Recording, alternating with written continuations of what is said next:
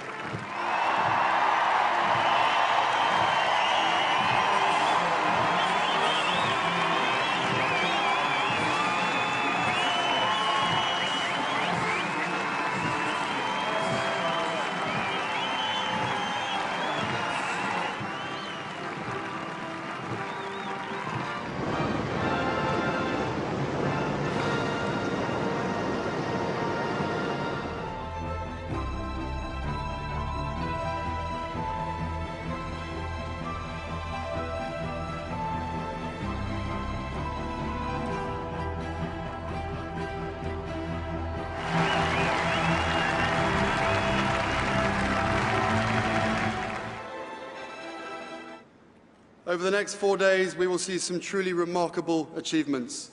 For some of those taking part, this will be a stepping stone to elite sport.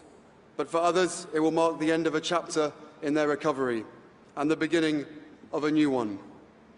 Either way, you can be sure that everyone who takes part on the track, pool, or field of play will be giving it their all. And I have no doubt that lives will be changed this weekend. Welcome to Invictus.